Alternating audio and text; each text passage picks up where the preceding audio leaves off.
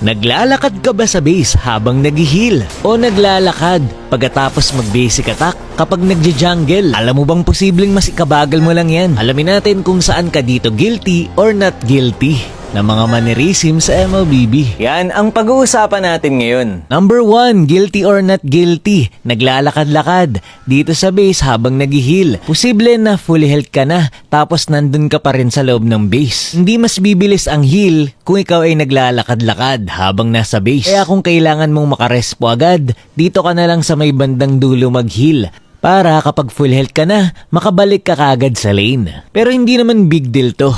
At may mga tao naman na kayang saktuhan na pagpa-out na, sakto lang din na full health na sila. Number 2, guilty or not guilty. Sumanib kay Angela, tapos pinipindot ang basic attack. Kahit hindi ka naman nakaka-basic attack habang nakasanib. Ganon din kay Sisi. Kapag ikaw ay nag-skill 1 na hindi mo na kailangan mag-basic attack. Ako guilty talaga ako dito. Naka-ulti na ako kay 1-1, nagbe-basic attack pa ako. Pero hindi naman masama ito. Isa lang itong uri ng mannerism sa game na hindi mo napapansin na gagawa mo pala. Number 3, guilty or not guilty. Nag-heal muna bago umuwi. Kung wala naman kayong kalabang saver o kaya naman Aldous, huwag ka na mag-heal kung uuwi ka. Magpunta ka na lang sa safe na bush bago umuwi. Pero ako ilang beses ko talagang nagawa to. Guilty ako dito. Heal muna sabay uwi. Number 4, guilty or not guilty. Hindi mapakali at pindot ng pindot sa item.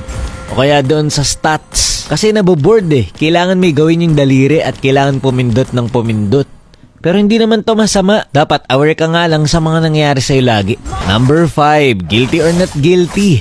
Naglalakad-lakad habang nagbe-basic attack kapag nag-jungle. Alamin natin kung totoo bang mas napapabilis nito ang pagja-jungle mo. Yung nasa kaliwa, naka-steady lang.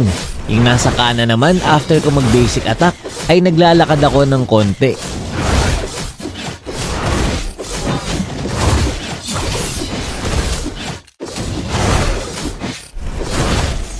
So yun, kung makikita nyo dito, mas nauna yung naka-steady lang. Hindi naman ding big deal kasi hindi naman malaki yung time difference. Pero yun nga, pwede kang magka-error kapag naglalakad ka habang nag-jungle. Pero syempre kung itatago mo yung buff o kaya naman Yi-Sanshin ka, situational pa rin. Pero yun nga, may mga heroes kasi talaga na mas babagal ang attack speed nila kapag alternate yung attack mo saka movement speed. Kagaya ni 1-1, mas mabilis ang basic attack niya kapag ikaw ay naka-steady lang. So nandito ang guilty ka at hindi. In the end of the day, maglaro ka lang kung paano ka komportable at i-enjoy mo lang. Decision mo na kung itutuloy mo yung mannerism mo o hindi.